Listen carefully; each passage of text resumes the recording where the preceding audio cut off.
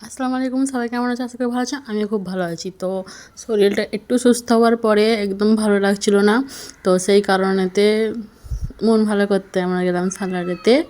তো এখানেতে গাড়ি বার করছে, দেখলে এই যে একটুখানি রাস্তা দেখিয়ে দিলাম। ওই যে প্যান্ডেল হয়েছে দেখলো, এটা আমাদের পাশের বাড়ির ছেলের বিয়ে, সেই কারণেতে প্যান্ডেলটা হয়েছে।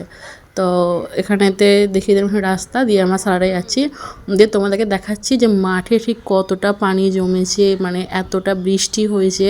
তাও তো এখানে কিছুই না। আমি যখন বাপের বাড়ি গিয়েছিলাম, আসার পথে কাটোয়া থেকে সালাড আসার পথে মাঠে সব দেখছি কোমর পর্যন্ত, যেসব চাষের জায়গা, চাষের জমি, সেগুলোতে কোমর পর্যন্ত পানি হয়ে গিয়েছে। উফ, আল্লাহ জানে তারা এবার ধান চাষ কী করে করবে, কী করবে। তো কৃষকদের জন্য খুবই মানে কষ্ট লাগছিল আমার দেখে। আমি ভিডিও করতে পারিনি, কারণ তখন আমার শরীরটা অসুস্থ ছিল। আমি আসার পথে কোনো ভিডিওই করতে পারিনি, নাহলে আমি তোমাদেরকে দেখাতাম যে কতটা ঠিক পানি উঠে গিয়েছিল।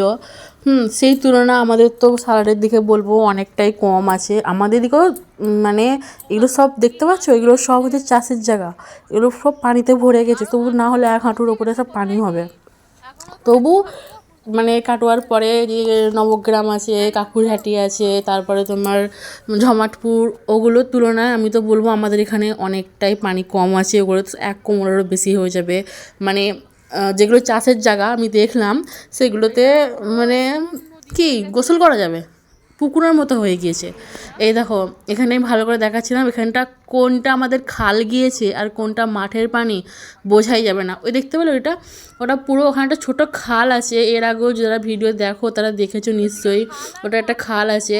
সেই খালটায় ওটা কোনটা খাল আর কোনটা জায়গা, মাঠের জায়গা, মানে যেই খালে অল্প একটুখানি পানি ছিল, যে খাল এতটাই নিচু ছিল, সেই খাল অতটা ভরে গিয়ে প্লাস মাঠ ভরে গিয়েছে, পুরো মাঠের সমান সমান হয়ে গেছে। তাহলে মানে কি বলবো, বুঝতেই পারছো তাহলে কতটা কি হয়ে গেছে। যাই হোক, তো এখানেতে মুরগির ফার্মের যে ভিতরে, সেখানেও পানি ঢুকে গিয়েছে।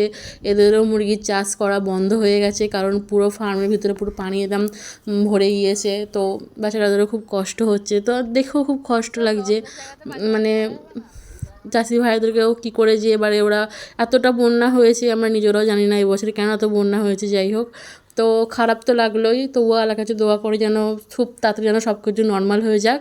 তো আমরা এখানেতে রেস্টুরেন্টে চলে এসেছিলাম, ফ্যান্সি রেস্টুরেন্টে। তো সন্ধ্যা মানে বিকালের পর একটু হালকা হালকা গোধূলি হওয়ার আগে তো খিদে পেয়ে গেছিলো, তো সেই কারণে একটা চাউমিন, একটা এগ রোল আমরা অর্ডার করেছিলাম। তো এই দোকানে আমরা বারবারই এই দোকানটায় আসি। তো আগে দেখে না চিকেন পকোড়া এত ব্যাপক টেস্টি করেছিল। যাই হোক, এই দোকানটা বারবার আসার কারণ হচ্ছে এত দারুণ দারুণ খাবার বানায় নাইনি, মানে ধারণার বাইরে। তো ওনার সাথে কথা বলতে বলতে আজকে যেহেতু দোকান ফাঁকা ছিল, তা ওনার মেয়ের যে পার্লার আছে সেগুলো আজকে আমাদেরকে দেখালো, যে দেখো কত মানে আমার মেয়ের পার্লার আছে, তোমরা যদি চাও তাহলে পার্লারও আসতে পারবে।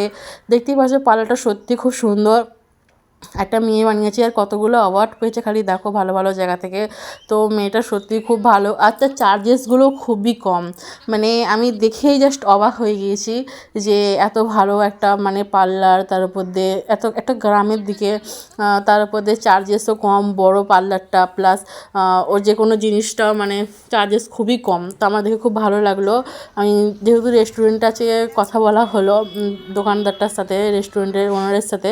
তো উনি বলছিলেন যে রেস্টুরেন্টটা আরেকটু বড় করবে, ওখানটা ভেঙে আর একটু মানে বড় করে বানাবে। যাই হোক, তো যখন বানাবে তখন অবশ্যই ইনশাআল্লাহ তোমাদের সবাইকে দেখাবো যখন যাব। তো আসার পথে এখানে মুদিখানার দোকান থেকে সব কেনাকাটা করে নিলাম, কারণ বাড়িতে কিছু জিনিস ছিল না। তো সেসব কেনাকাটায় চলে আসলাম। আল্লাহ হাফিজ, সবাই ভালো থাকবেন, সুস্থ থাকবেন।